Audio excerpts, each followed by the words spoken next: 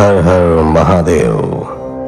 संपूर्ण शिवपुराण को 7 संहिताओं तथा 11 खंडों में बांटा गया है। शिवपुराण भाग 1 में आप क्रमशः शिवपुराण महात्म्य। चलिए आरंभ करते हैं। तक के 3 अध्यायों में जो आपने सुना, उन सभी बातों का कम शब्दों में अगर सारांश बताया जाए तो इसका अर्थ यह है कि महाज्ञानी सूत जी शौनक जी को शिव पुराण की महात्म्य बताते हुए यह समझाना चाहते हैं कि व्यभिचार करने वाले, दुराचार करने वाले पुरुष या स्त्री नरक लोक को जाते हैं तथा जो लोग शिव की भक्ति करते हैं, जो लोग शिव पुराण का श्रवण करते हैं, उनका इन पापों से मुक्ति हो जाती है। वे सभी प्रकार के बंधनों से मुक्त होते हैं, उनका मन निर्मल हो जाता है, वे धर्म के पथ को अपनाते हैं। चौथा अध्याय। चंचुला की शिव कथा सुनने में रुचि और शिवलोक गमन। ब्राह्मण बोले, नारी तुम सौभाग्यशाली हो जो भगवान शंकर की कृपा से तुमने वैराग्यपूर्ण शिव पुराण की कथा सुनकर समय से अपनी गलती का एहसास कर लिया है। तुम डरो मत और भगवान शिव की शरण में जाओ। उनकी परम कृपा से तुम्हारे सभी पाप नष्ट हो जाएंगे। मैं तुम्हें भगवान शिव की कथा सहित वह मार्ग बताऊंगा जिसके द्वारा तुम्हें सुख देने वाली उत्तम गति प्राप्त होगी। शिव कथा सुनने से तुम्हारी बुद्धि शुद्ध हो गई है और तुम्हें पश्चाताप हुआ है तथा मन में वैराग्य उत्पन्न हुआ है। पश्चाताप ही पाप करने वाले पापियों के लिए सबसे बड़ा प्रायश्चित है। पश्चाताप ही पापों का शोधक है। इससे ही पापों की शुद्धि होती है। सत्पुरुषों के अनुसार पापों की शुद्धि के लिए प्रायश्चित पश्चाताप से ही संपन्न होता है। जो मनुष्य अपने कुकर्म के लिए पश्चाताप नहीं करता वह उत्तम गति प्राप्त नहीं करता, परंतु जिसने अपने कुकृत्य पर हार्दिक पश्चाताप होता है वह अवश्य उत्तम गति का भागीदार होता है। इसमें कोई शक नहीं है। शिव पुराण की कथा सुनने से चित्त की शुद्धि एवं मन निर्मल हो जाता है। शुद्ध चित्त में ही भगवान शिव एवं पार्वती का वास होता है। वह शुद्धात्मा पुरुष सदाशिव के पद को प्राप्त होता है। इस कथा का श्रवण सभी मनुष्यों के लिए कल्याणकारी है, अतः इसकी आराधना एवं सेवा करनी चाहिए। यह कथा भवबंधन रूपी रोग का नाश करने वाली है। भगवान शिव की कथा सुनकर हृदय में उसका मनन करना चाहिए। इससे चित्त की शुद्धि होती है। चित्त शुद्धि होने से ज्ञान और वैराग्य के साथ महेश्वर की भक्ति निश्चय ही प्रकट होती है तथा उनके अनुग्रह से दिव्य मुक्ति प्राप्त होती है। जो मनुष्य माया के प्रति आसक्त है वह इस संसार बंधन से मुक्त नहीं हो पाता। हे ब्राह्मण पत्नी, तुम अन्य विषयों से अपने मन को हटाकर भगवान शंकर की इस पावन कथा को सुनो। इससे तुम्हारे चित्त की शुद्धि होगी और तुम्हें मोक्ष की प्राप्ति होगी। जो मनुष्य निर्मल हृदय से भगवान शिव के चरणों का चिंतन करता है उसकी एक ही जन्म में मुक्ति हो जाती है। सूत जी कहते हैं, शौनक, यह कहकर वे ब्राह्मण चुप हो गए। उनका हृदय करुणा से भर गया। वे ध्यान में मग्न हो गए। ब्राह्मण का उक्त उपदेश सुनकर चंचुला के नेत्रों में आनंद के आंसू छलक आए। वह हर्ष भरे हृदय से ब्राह्मण देवता के चरणों में गिर गई और हाथ जोड़कर बोली, मैं कृतार्थ हो गई। हे ब्राह्मण, शिव भक्तों में श्रेष्ठ स्वामी, आप धन्य हैं। आप परमार्थदर्शी हैं और सदा परोपकार में लगे रहते हैं। साधु, मैं नरक के समुद्र में गिर रही हूँ, कृपा कर मेरा उद्धार कीजिए। जिस पौराणिक व अमृत के समान सुंदर शिव पुराण कथा की बात आपने की है उसे सुनकर ही मेरे मन में वैराग्य उत्पन्न हुआ है। उस अमृतमयी शिव पुराण कथा को सुनने के लिए मेरे मन में बड़ी श्रद्धा हो रही है। कृपया आप मुझे उसे सुनाइए। सूत जी कहते हैं, शिव पुराण की कथा सुनने की इच्छा मन में लिए हुए चंचुला उन ब्राह्मण देवता की सेवा में वहीं रहने लगी। उस गोकर्ण नामक महाक्षेत्र में उन ब्राह्मण देवता के मुख से चंचुला शिव पुराण की भक्ति, ज्ञान और वैराग्य बढ़ाने वाली और मुक्ति देने वाली परम उत्तम कथा सुनकर कृतार्थ हुई। उसका चित्त शुद्ध हो गया। वह अपने हृदय में शिव के सगुण रूप का चिंतन करने लगी। वह सदैव शिव के सच्चिदानंदमय स्वरूप का स्मरण करती थी। तत्पश्चात अपना समय पूर्ण होने पर चंचुला ने बिना किसी कष्ट के अपना शरीर त्याग दिया। उसे लेने के लिए एक दिव्य विमान वहां पहुंचा। यह विमान शोभा साधनों से सजा था एवं शिवगणों से सुशोभित था। चंचुला विमान से शिवपुरी पहुंची। उसके सारे पाप धुल गए। वह दिव्यांगना हो गई। वह गौरांगी देवी मस्तक पर अर्धचंद्र का मुकुट वह अन्य दिव्य आभूषण पहने शिवपुरी पहुंची। वहां उसने सनातन देवता त्रिनेत्रधारी महादेव शिव को देखा। सभी देवता उनकी सेवा में भक्ति भाव से उपस्थित थे। उनकी अंग कांति करोड़ों सूर्यों के समान प्रकाशित हो रही थी। 5 मुख और हर मुख में 3-3 नेत्र थे। मस्तक पर अर्धचंद्राकार मुकुट शोभायमान हो रहा था। कंठ में नील चिन्ह था। उनके साथ में देवी गौरी विराजमान थी, जो विद्युत पुंज के समान प्रकाशित हो रही थी। महादेव जी की कांति कपूर के समान गौर थी। उनके शरीर पर श्वेत वस्त्र थे तथा शरीर श्वेत भस्म से युक्त था। इस प्रकार भगवान शिव के परम उज्ज्वल रूप के दर्शन कर चंचुला बहुत प्रसन्न हुई। उसने भगवान को बारंबार प्रणाम किया और हाथ जोड़कर प्रेम, आनंद और संतोष से युक्त हो विनीत भाव से खड़ी हो गई।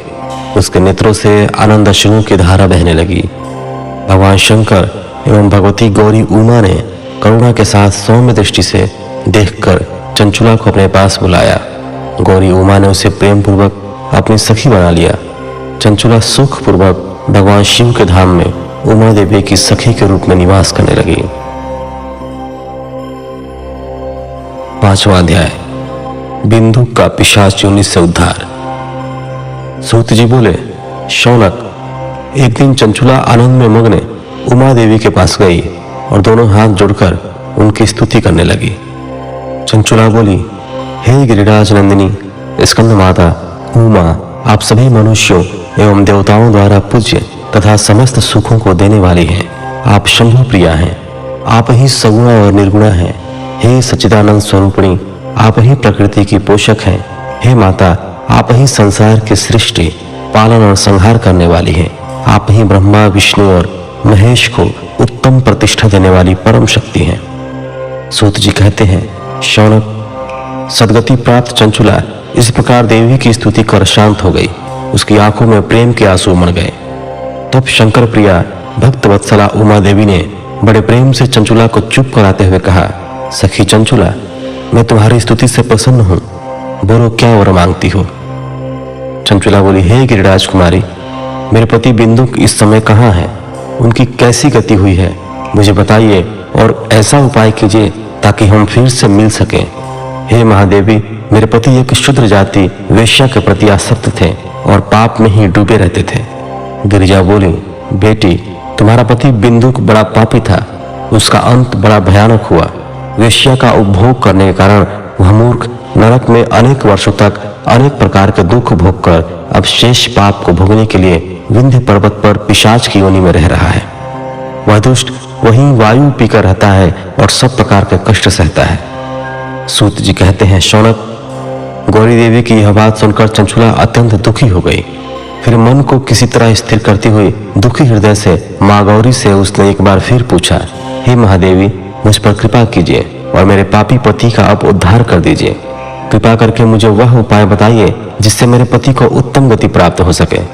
गौरी देवी ने कहा, यदि तुम्हारा पति बिंदुक शिवपुराण की पुण्यमयी उत्तम कथा सुने तो वह इस दुर्गति को पार करके उत्तम गति का भागी हो सकता है। अमृत के समान मधुर गौरी देवी का यह वचन सुनकर चंचुला ने दोनों हाथ जोड़कर मस्तक झुकाकर उन्हें बारंबार प्रणाम किया तथा प्रार्थना की कि मेरे पति को शिव पुराण सुनाने की व्यवस्था कीजिए। ब्राह्मण पत्नी चंचुला के बार बार प्रार्थना करने पर शिव प्रिया गौरी देवी ने भगवान शिव की महिमा का गान करने वाले गंधर्वराज तुम्बुरु को बुलाकर कहा, तुम्बुरु, तुम्हारी भगवान शिव में प्रीति है। तुम मेरे मन की सभी बातें जानकर मेरे कार्यों को सिद्ध करते हो। तुम मेरे इस सखी के साथ विंध्य पर जाओ। वहां एक महाघोर और भयंकर पिशाच रहता है। पूर्व जन्म में वह पिशाच बिंदुक नामक ब्राह्मण मेरी सखी चंचुला का पति था। वह वेश्यागामी हो गया। उसने स्नान, संध्या आदि नित्य कर्म छोड़ दिए। क्रोध के कारण उसकी बुद्धि भ्रष्ट हो गई। दुर्जनों से उसकी मित्रता और सज्जनों से द्वेष बढ़ गया था। वह अस्त्र शस्त्र से हिंसा करता, लोगों को सताता और उनके घरों में आग लगा देता था। चांडालों से दोस्ती करता, वह रोज वेश्या के पास जाता था। पत्नी को त्याग कर दुष्ट लोगों से दोस्ती कर उन्हीं के संपर्क में रहता था। वह मृत्यु तक दुराचार में फंसा रहा। मृत्यु के बाद उसे पापियों के भोग स्थान यमपुर ले जाया गया। वहां घोर नरकों को सहकर इस समय वह विंध्य पर्वत पर पिशाच बनकर रह रहा है और पापों का फल भोग रहा है। तुम उसके सामने परम पुण्यमयी पापों का नाश करने वाली शिव पुराण की दिव्य कथा का प्रवचन करो। इस कथा को सुनने से उसका हृदय सभी पापों से मुक्त होकर शुद्ध हो जाएगा और वह प्रेत योनि से मुक्त हो जाएगा। दुर्गति से मुक्त होने पर उस बिंदुक नामक पिशाच को विमान पर बिठाकर तुम भगवान शिव के पास ले आना। सूत जी कहते हैं, शौनक, माँ उमा का आदेश पाकर गंधर्वराज तुम्बुरो प्रसन्नता पूर्वक अपने भाग्य की सराहना करते हुए चंचुला को साथ लेकर विमान से पिशाच के निवास स्थान विंध्य पर्वत गया। वहां पहुंचकर उसने उस विकराल आकृति वाले पिशाच को देखा। उसका शरीर विशाल था, उसकी ठोड़ी बड़ी थी, वह कभी हंसता, कभी रोता और कभी उछलता था। महाबली तुम्बुरो ने बिंदुक नामक पिशाच को पाशों से बांध लिया। उसके पश्चात तुम्बुरो ने शिव पुराण की कथा वाचने के लिए स्थान तलाश कर मंडप की रचना की।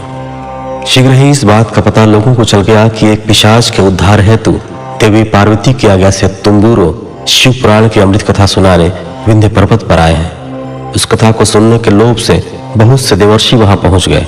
सभी को आदर पूर्वक स्थान दिया गया। पिशाच बिंदुक को पाशों में बांधकर आसन पर बिठाया गया और तब तुम्बुरो ने परम उत्तम शिव पुराण की अमृत कथा का गायन शुरू किया। उसने पहली विद्येश्वर संहिता से लेकर 7वीं वायु संहिता तक शिव पुराण की कथा का स्पष्ट वर्णन किया। 7 संहिताओं सहित शिव पुराण को सुनकर सभी श्रोता कृतार्थ हो गए। परम पुण्यमय शिव पुराण को सुनकर पिशाच सभी पापों से मुक्त हो गया और उसने पिशाच शरीर का त्याग कर दिया।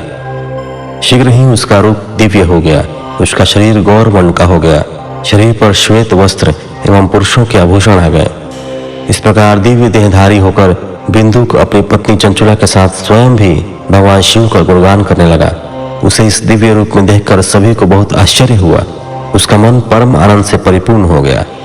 सभी भगवान महेश्वर के अद्भुत चरित्र को सुनकर कृतार्थ हो उनका यशोगान करते हुए अपने अपने धाम को चले गए। बिंदुक अपनी पत्नी चंचुला के साथ विमान में बैठकर शिवपुरी की ओर चल दिया। महेश्वर के गुणों का गान करते हुए बिंदुक अपनी पत्नी चंचुला एवं तंबूरा के साथ शीघ्र ही शिवधाम पहुंच गया। भगवान शिव एवं देवी पार्वती ने उसे अपना पार्षद बना लिया। दोनों पति पत्नी सुखपूर्वक भगवान महेश्वर एवं देवी गौरी के श्री चरणों में अविचल निवास पाकर धन्य हो गए। 6वां अध्याय, शिव पुराण के श्रवण की विधि। शौनक जी कहते हैं, महाप्राज्ञ सूत जी, आप धन्य एवं शिव भक्तों में श्रेष्ठ हैं। हम पर कृपा कर हमें कल्याण में शिव पुराण के श्रवण की विधि बताइए, जिससे सभी श्रोताओं को संपूर्ण उत्तम फल की प्राप्ति हो। सूत जी ने कहा, मुने शौनक, तुम्हें संपूर्ण फल की प्राप्ति के लिए मैं शिव पुराण की विधि सविस्तार बताता हूँ। सर्वप्रथम किसी ज्योतिषी को बुलाकर दान में संतुष्ट कर उससे कथा का शुभ मुहूर्त निकलवाना चाहिए और उसकी सूचना का संदेश सभी लोगों तक पहुंचाना चाहिए कि हमारे यहाँ शिव पुराण की कथा होने वाली है। अपने कल्याण की इच्छा रखने वालों को इसे सुनने अवश्य पधारना चाहिए। देश विदेश में जो भी भगवान शिव के भक्त हों तथा शिव कथा के कीर्तन और श्रवण के उत्सुक हों, उन सभी को आदर पूर्वक बुलाना चाहिए और उनका आदर सत्कार करना चाहिए। शिव पुराण सुनने के लिए मंदिर, तीर्थ, वन प्रांत अथवा घर में ही उत्तम स्थान का निर्माण करना चाहिए। केले के खंभों से सुशोभित कथा मंडप तैयार कराएं। उसे सब और फल, पुष्प, सुंदर चंदों से अलंकृत करना चाहिए। चारों कोनों पर ध्वज लगाकर उसे विभिन्न सामग्री से सुशोभित करें। भगवान शंकर के लिए भक्तिपूर्वक दिव्य आसन का निर्माण करना चाहिए। कथावाचक के लिए भी दिव्य आसन का निर्माण करना चाहिए। नियम पूर्वक कथा सुनने वालों के लिए भी सुयोग्य आसन की व्यवस्था करें तथा अन्य लोगों के बैठने की भी व्यवस्था करें। कथा वाचने वाले विद्वान के प्रति कभी बुरी भावना न रखें। संसार में जन्म तथा गुणों के कारण बहुत से गुरु होते हैं, परंतु उन सब में पुराणों का ज्ञाता ही परम गुरु माना जाता है। पुराण वेत्ता पवित्र, शांत, साधु, ईर्ष्या पर विजय प्राप्त करने वाला और दयालु होना चाहिए। ऐसे गुणी मनुष्य को इस पुण्यमयी कथा को वाचना चाहिए। सूर्योदय से 3:30 पहर तक इसे वाचने का उपयुक्त समय है। मध्याह्न काल में 2 घड़ी तक कथा बंद रखनी चाहिए ताकि लोग मल मूत्र का त्याग कर सकें। जिस दिन से कथा शुरू हो रही है उससे 1 दिन पहले व्रत ग्रहण करें। कथा के दिनों में प्रातः काल का नित्य कर्म संक्षेप में कर लेना चाहिए। वक्ता के पास उसकी सहायता हेतु एक विद्वान व्यक्ति को बैठाना चाहिए, जो कि सब प्रकार के संशयों को दूर कर लोगों को समझाने में कुशल हो। कथा में आने वाले विघ्नों को दूर करने के लिए सर्वप्रथम गणेश जी का पूजन करना चाहिए। भगवान शिव वह शिव पुराण की भक्ति भाव से पूजा करें। तत्पश्चात श्रोता तन मन से शुद्ध होकर आदर पूर्वक शिव पुराण की कथा सुने। जो वक्ता और श्रोता अनेक प्रकार के कर्मों से भटक रहे हों, काम आदि 6 विकारों से युक्त हों, वे पुण्य के भागी नहीं हो सकते। जो मनुष्य अपनी सभी चिंताओं को भूलकर कथा में मन लगाते हैं, उन शुद्ध बुद्धि मनुष्यों को उत्तम फल की प्राप्ति होती है। 7वां अध्याय, श्रोताओं द्वारा पालन किए जाने वाले नियम। सूत जी बोले, शौनक, शिव पुराण सुनने का व्रत लेने वाले पुरुषों के लिए जो नियम है, उन्हें भक्ति पूर्वक सुनो। शिव पुराण की पुण्यमयी कथा नियम पूर्वक सुनने से बिना किसी विघ्न बाधा के उत्तम फल की प्राप्ति होती है। दीक्षा रहित मनुष्य को कथा सुनने का अधिकार नहीं है, अतः पहले वक्ता से दीक्षा ग्रहण करनी चाहिए। नियम पूर्वक कथा सुनने वाले मनुष्य को ब्रह्मचर्य का अच्छी तरह से पालन करना चाहिए। उसे भूमि पर सोना चाहिए, पत्तल में खाना चाहिए तथा कथा समाप्त होने पर ही अन्न ग्रहण करना चाहिए। समर्थ मनुष्य को शुद्ध भाव से शिव पुराण की कथा की समाप्ति तक उपवास रखना चाहिए और एक ही बार भोजन करना चाहिए। गरिष्ठ अन्न, दाल, जला हुआ अन्न, सेम, मसूर तथा बासी अन्न नहीं खाना चाहिए। जिसने कथा का व्रत ले रखा हो, उसे प्याज, लहसुन, हींग, गाजर, मादक वस्तु तथा आमिष कही जाने वाली वस्तुओं को त्याग देना चाहिए। ऐसा मनुष्य प्रतिदिन सत्य, शौच, दया, मौन, सरलता, विनय तथा हार्दिक उदारता आदि सद्गुणों को अपनाए तथा साधु संतों की निंदा का त्याग कर नियम पूर्वक कथा सुने। सकाम मनुष्य इस कथा के प्रभाव से अपनी अभीष्ट कामना प्राप्त करता है और निष्काम मोक्ष प्राप्त करता है। सभी स्त्री पुरुषों को विधि विधान से शिव पुराण की उत्तम कथा को सुनना चाहिए। महर्षि, शिव पुराण की समाप्ति पर श्रोताओं को भक्ति पूर्वक भगवान शिव की पूजा की तरह पुराण पुस्तक की पूजा भी करनी चाहिए तथा इसके पश्चात विधि पूर्वक वक्ता का भी पूजन करना चाहिए। पुस्तक को रखने के लिए नया और सुंदर बस्ता बनाएं। पुस्तक व वक्ता की पूजा के उपरांत वक्ता की सहायता हेतु बुलाए गए पंडित का भी सत्कार करना चाहिए। कथा में पधारे अन्य ब्राह्मणों को भी अन्न धन का दान दें। गीत, वाद्य और नृत्य से उत्सव को महान बनाएं। विरक्त मनुष्य को कथा समाप्ति पर गीता का पाठ करना चाहिए तथा गृहस्थ को श्रवण कर्म की शांति हेतु होम करना चाहिए।